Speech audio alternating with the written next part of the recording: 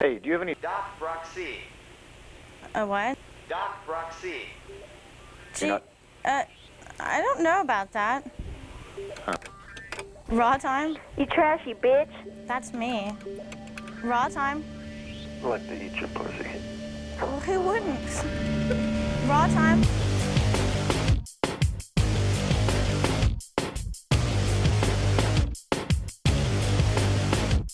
I'm a big vampire fan. Some goth girl I met on Gaia Online almost 2 decades ago made me watch Queen of the Damned, and I was hooked. I wanted to be sexy. I wanted to be edgy. I wanted to listen to nu metal while not being white trash. It was the life I knew I had to have. Thankfully, Vampire the Masquerade Bloodlines is there to fill my succulent and juicy holes with. I've always loved what vampires represent. It's why I was easily drawn to this game. First they were demons, then they were a symbol of aristocracy sucking the life out of peasants. Then it became an American staple of horror beast, turned into a sex symbol. Vampires pose questions from, is it worth living forever if you have to live in sin?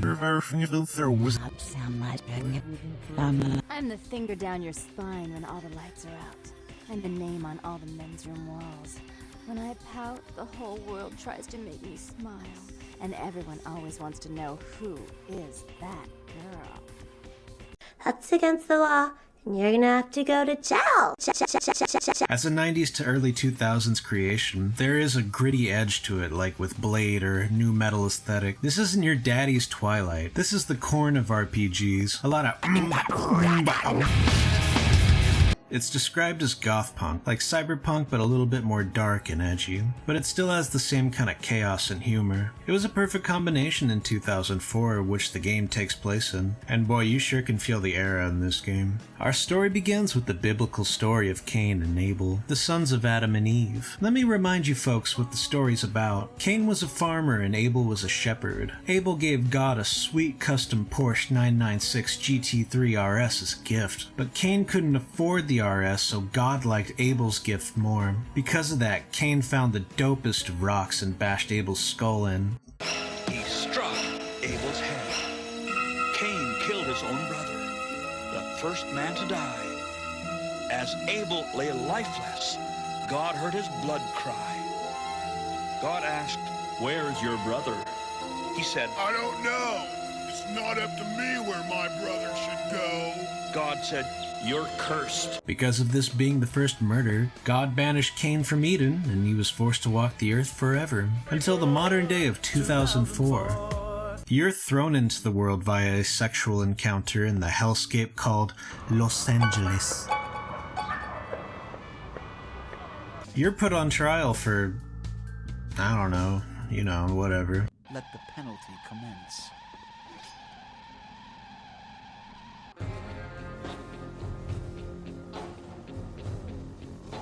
All the clans you choose from will give you different buffs and abilities that allow you to choose different ways to approach the game. For example, you can get around puzzles by hacking, stealthing, lockpicking, or even just talking your way out of things. And hell, if you want to cut to the chase, you can go the old in-out ultraviolence and bash a fella's head in. The skill points on your character sheet are almost exactly like the ones on the real tabletop character sheet, so play how you want. So what choices do you got? Every vampire clan has a strength and a weakness to accompany it.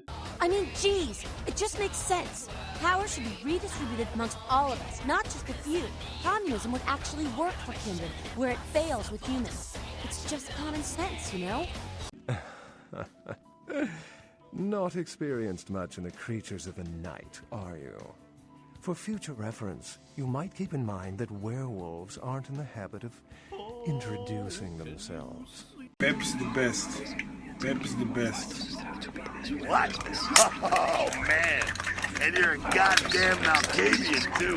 Wow. You really are fucked. I'm trying to avoid any sort of contact with my eyes with this thing, but it's so bright and yellow. I can't look.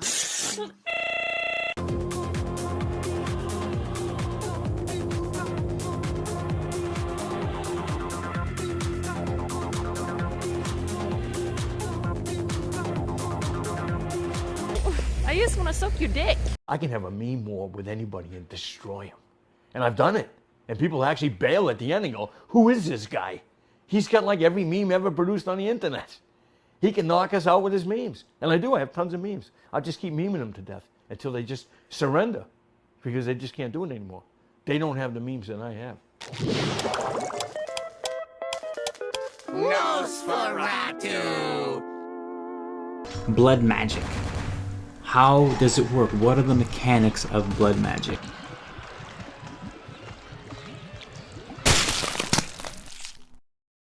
We have sort of a problem here. Yeah, you apparently didn't put one of the new cover sheets on your TPS reports. Oh, yeah. I'm sorry about that. I forgot.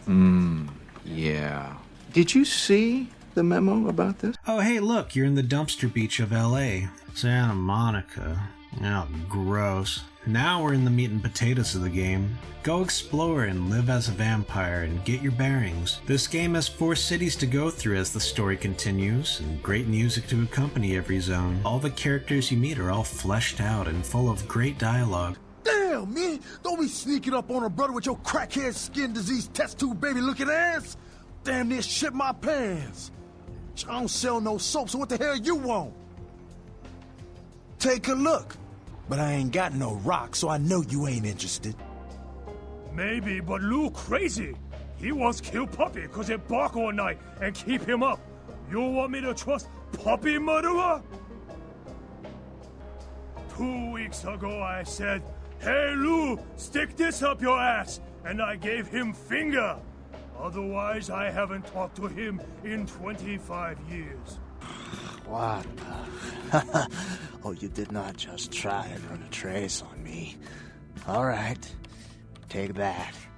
Oh yeah, I hope you backed up that server tonight. Boss is gonna be real pissed when his mom starts getting love letters from porn sites.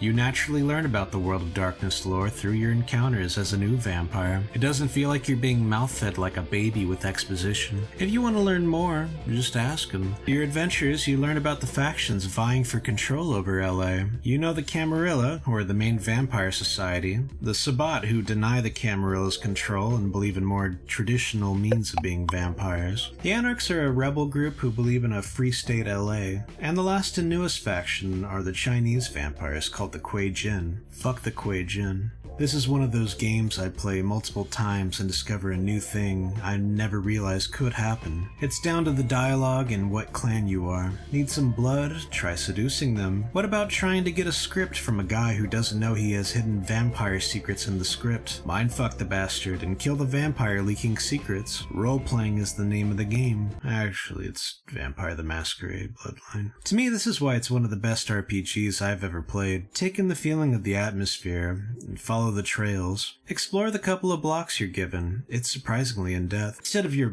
Zelda Breath of the Wild or Elden Ring or any Bethesda game with all that open nothingness, this game is small and compact, maximizing content around every corner. The quests are not typical, "Hey you, bring me 8 potatoes.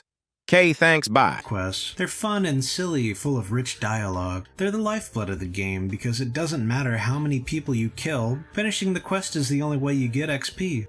The combat's kinda jank, but it works. If you fight with the melee, it's third person. If you cast spells or use guns, it's first person. You gotta level up the gun stats though to shoot more accurately. It's a money sink since you can't always find the bullets off corpses, at least the right ammo that is. As much as I want to be a seductive vampire like Fabio, Don't come to my house or else I'll suck your dick, blood. or the sneakiest slippery Nosferatu, there will always be a problem only sweet military hardware can handle.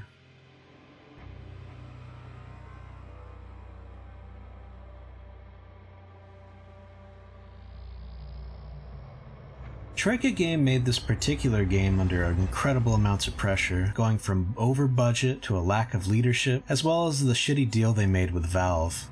Yeah, that Valve. This game was actually the first game to use the Source engine outside of Half-Life 2, but under their contract Valve refused them to announce or come out with the game before Half-Life 2. When it was released, it was a big year for video games. The competition was heavy, and the company was already out of time and not to mention money-starved. It was also under pressure from its production company, Activision. The company made such a beautiful product. It was so beautiful that it sold horribly and put Troika out of business. The source engine was incomplete. Troika had to fill in a lot of missing pieces on the fly in the programming, but they valued the capabilities of the source engine. However, it's very noticeable that this game wasn't exactly finished. You know why?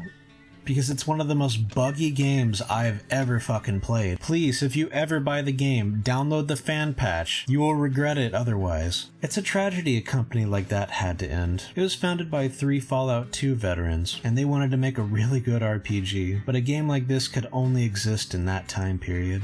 However, this game has a huge cult following in the long run. The fans keep it alive, like me. Keeping the torch aflame, spreading the good word and letting you drooling chimps know about God's gifts. Bye.